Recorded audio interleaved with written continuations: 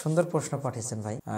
বিড়ি সিগারেট খাওয়ার পর উঁচু করা লাগবে কিনা। ইসলাম এমন একটি জীবন ব্যবস্থার নাম যেখানে প্রশ্ন করলে এমন কোনো বিষয় নাই যে উত্তর পাওয়া যায় না। ব্যাপারটি হয়ে দাঁড়ালো যে পরনে আপনি একটা শার্ট ইউজ করলেন, নিচে আপনি উলঙ্গ থাকলেন অর্থাৎ ন্যাংটো থাকলেন, ব্যাপারটা এমন হয়ে যাচ্ছে। তো বিড়ি সিগারেট এক কথা ধূমপান করার পরে উঁচু করা লাগবে কিনা, এই বিষয়টির উত্তরের আগে আপনি জানুন যে বিড়ি সিগারেট জর্দা তামাক এইগুলা একজন মুসলিমের জন্য হালাল কিনা, তাহলে আপনি আসল উত্তরটা পেয়ে যান। আল্লাহ রাসূল সাল্লাল্লাহু আলাইহি সাল্লামের উপরে কোরআনুল কারীম অবতীর্ণ হয়েছে, যেই কোরআনের মধ্যে আল্লাহ সুবহানাহু ওয়া তাআলা বলেছেন ইন্নামাল খামরু ওয়াল মাইসিরু ওয়াল আনসাবু ওয়াল আজলামু রিজসুম মিন আমালিশ শাইতান। আল্লাহ সুবহানাহু ওয়া তাআলা অত্র আয়াতের মধ্যে 4 প্রকারের জিনিসকে নিষিদ্ধ করেছেন, রিজসুম মিন আমালিশ শাইতান, শয়তানি কাজ বলে উল্লেখ করেছেন। আচ্ছা বলুন, শয়তানের যেই কাজটা বলে আল্লাহ উল্লেখ করলেন, ওই কাজ কোন ইমানদার মানুষ কি করতে পারে? আল্লাহর পক্ষের মানুষ কখনো কি করতে পারে? আল্লাহর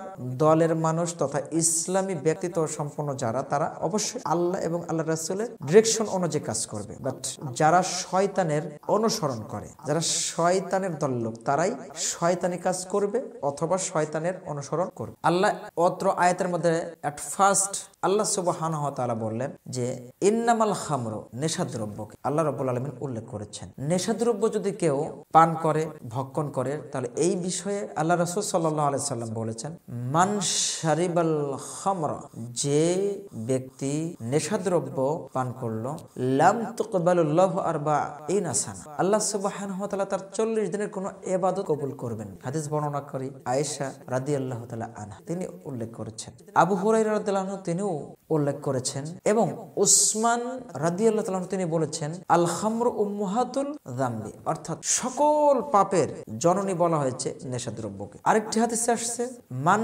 শারিবাল খামরা, যদি কোনো ব্যক্তি নেশাদ্রব্য পান করে এবং তার থেকে তওবা করলো না, এই অবস্থায় মারা যায়, তাহলে আল্লাহ রাব্বুল আলামিন এই নেশাদ্রব্য ভক্ষণকারীদেরকে অবশ্যই পান করাবেন তিনাতুল খাবাল। কিলা ইয়া রাসূলুল্লাহি ওয়া মা তিনাতুল খাবাল, তিনাতুল খাবালটা কি জিজ্ঞাসা করা হলো, আমরা বুঝলাম না, সাহাবীরা বললেন। তখন রাসূল বলেন হুয়া উসরাতু মিন আহলিন নার, তিনাতুল খাবালটা হলো জাহান্নামীদের শরীরের থেকে রক্তপুঞ্জ ঘাম যেটা গড়িয়ে পড়বে, ওইটাকে বলা হয় তিনাতুল খাবাল। সুতরাং তিনাতুল খাবাল পান করানো হবে এই নেশাদ্রব্য ভক্ষণকারীদেরকে।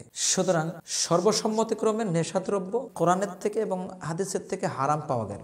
হারাম জিনিস খেয়ে আপনি ওযু করলেন কি করলেন না, এটা বড় নাকি হারাম জিনিস আপনি যখনই পান করলেন বা ভক্ষণ করলেন, তখনই আপনি যখন বুঝতে পারবেন বা ভালো পথে আসতে যাবেন, তখন আপনাকে তাওবা করা লাগবে। তুবু ইলাল্লাহি তাওবাতান নাসুহা, আল্লাহর দিকে ফিরে আসতে হবে একনিষ্ঠ তাওবার মাধ্যমে। Come to the back of Allah, আল্লাহর দিকে আপনাকে ফিরে আসতে হবে এবং আপনি নিজে মনের থেকে তাওবা করে ইনশাআল্লাহ ওযু করবেন।